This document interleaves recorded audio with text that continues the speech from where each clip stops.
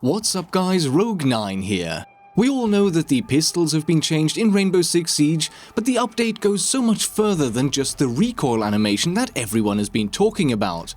Besides it being much easier to target your enemies now, the fire rate and damage stat changes also significantly increase the damage output of all pistols, making them highly competitive in close-range gunfights. So let me show you exactly what has and hasn't changed for the pistols since the launch of Operation White Noise. I compared the reload times and aim down sight or ADS times for a selection of different pistols from before and after the recent patch, and I can confirm that neither of these parameters has been modified. Total ammo carried by the operators for each of the different pistols also remains the same. In terms of what has changed, easily the most noticeable update is that to the visual recoil of the pistols. In the past, the handguns would kick upwards and to the right quite violently, covering the most important part of your screen for a few frames and thereby making it difficult to track targets while shooting at maximum fire rate. And while this representation of the visual recoil is much closer to what you would experience while shooting a pistol in real life, landing targeted headshots in the game was almost impossible like this and depended more on luck than on skill. With the new visual recoil, your operator is able to keep a near perfect line of sight across the top of the gun, allowing you to track and target your opponents. It also allows you to get a better feeling for the actual recoil affecting your point of aim, so that you can better judge where your next bullet is going to land when you're pulling the trigger as fast as possible. An amazing improvement already, but that's not all that has changed. Fire rate, damage, and actual recoil have also been modified, so let's check those updates out, starting with the actual recoil. When recording my comparison footage, I made sure to always stand at the same spot and fire at the train cart from the same distance away. This allows us to compare the impact patterns for the bullets to see if the actual recoil has changed in any way. One caveat for this test is that I was also trying to achieve the maximum fire rate at the same time, so not all bursts were always the same length. But that limitation aside, I think it is quite clear that for many of the lower damage guns, the recoil seems to have increased quite a bit. This is down to two causes: an actual minor increase in the recoil for the guns, plus, as we will see later, an increase in the fire rate for each gun, meaning that successive bullets can be shot just that little bit earlier when the muzzle is still pointing a little higher compared to where it would have been pre-patch. The minor recoil increase is confirmed by the in-game recoil patterns for each gun, as you can see here. Of course, trusting the in-game stats is always a bit of a leap of faith, but since they fit in with my pre- and post-patch test recordings, I'm inclined to trust these images. So even though the new visual recoil makes it possible to actually see what you're shooting at, the actual recoil affecting the bullet impact is a little harder to control. Now let's move on to the fire rate, and in previous tests during the Blood Orchid season, I found out that the designated marksman rifles or DMRs and pistols had the same fire rate. I recorded myself shooting all of these guns as fast as I could, and the mode average time between shots was 133 milliseconds or 8 frames at 60 FPS. This translated into a nice round fire rate of 450 RPM, and while the DMRs still shoot at this rate, I double-checked, the pistols can now be fired somewhat faster. To be able to measure the new fire rate as accurately as possible, I turned my graphics settings down to full potato mode to get the game running as smooth as buttered silk, with a frame rate of up to 350 FPS. But sadly, the benefit of doing so was still limited by the fact that I'm only able to record at a frame rate of 60 FPS, so precisely determining the new fire rate was not possible. The time between shots after the update was usually 7 frames, indicating a fire rate of 514.3 RPM. But on several occasions, I also managed to fire 2 shots within 6 frames of each other, which translates into 600 RPM. And analyzing the audio waveform of the footage I recorded revealed that the time between shots was around 6.5 frames, meaning around 550 RPM. So despite the limitations of 60 FPS footage and my annoyingly human inability to click my mouse at a consistently high fire rate, I would conclude that under combat conditions, most players will be able to fire the pistols at somewhere between 500 and 550 RPM, with the max possible rate being up to 600 RPM.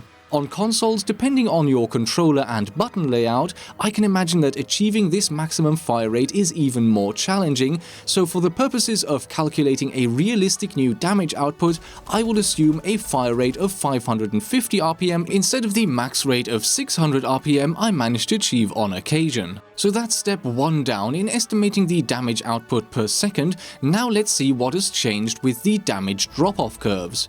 All pistols have kept their existing linear damage decline between 12 and 22 meters, but the maximum and minimum damage stats have in some cases changed quite significantly. The overall tendency in the update is that high-powered pistols like the Louison, the LFP, the D50 and the PMM keep their stats unchanged, while some of the mid to low-powered guns received considerable buffs. The only exception here is the RG-15 used by Ella and Zofia. It was relatively low-powered to begin with and has received no buffs at all, which has now made it the weakest sidearm of all. But this makes complete sense, since the pistol is also the only one that comes with an optical sight attached, so low damage output is likely used to balance the weapon out.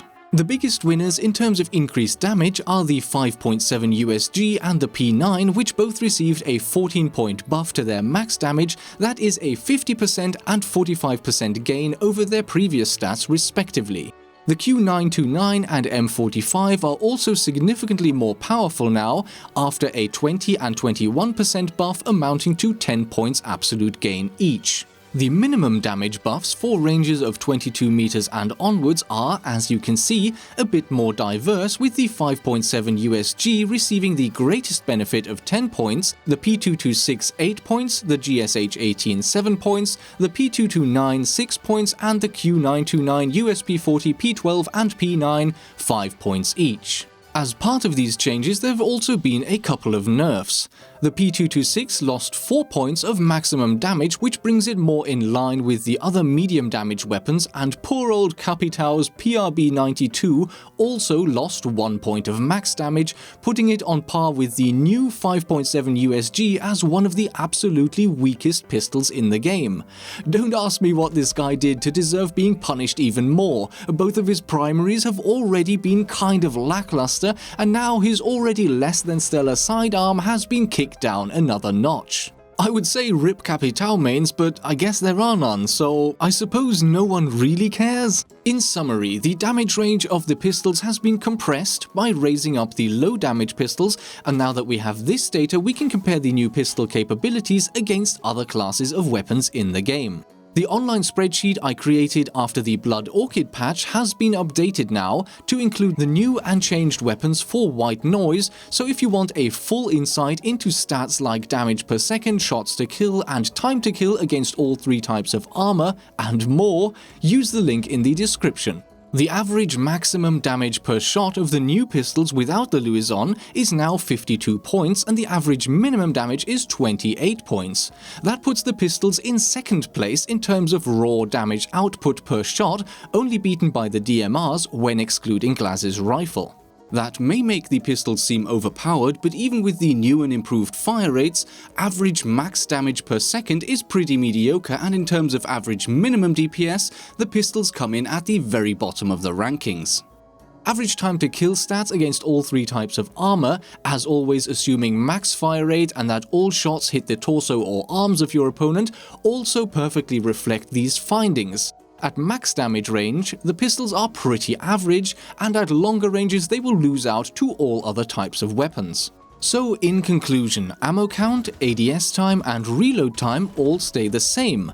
The visual recoil is vastly improved, making it easier for you to track your targets, while the combination of a minor recoil increase and the higher fire rate make the guns slightly harder to control. Damage per shot has been increased significantly for the lower damage pistols, making the class as a whole very competitive against all other types of weapons up close, but their earlier damage drop-off and average minimum damage make them a poor choice for longer range engagements. As mentioned before, for a much more detailed insight into the stats, do check out the online spreadsheet. And that's it. This was once again quite a challenging topic to tackle, and it required a whole shed load of testing, number crunching and analysis to root out all of these details. If you appreciate the effort, do go ahead and give the video a like. The YouTube algorithm apparently really likes that kind of stuff. And one last quick message before I leave you for today. I've been increasingly approached by viewers who want to support me in some way, and I really appreciate all of your kind offers. So something really simple that you could do if you're running Adblock or any similar software is to start whitelisting creators you want to support. With Adblock specifically, you have the options to allow adverts on YouTube as a whole, or just channels that you have subscribed to or chosen manually. Occasionally, spending a bit of your time tolerating an ad can go a long way over time. It all adds up and every little helps. And with that, thank you so much for watching. I hope you enjoyed the video and I will see you in the next episode.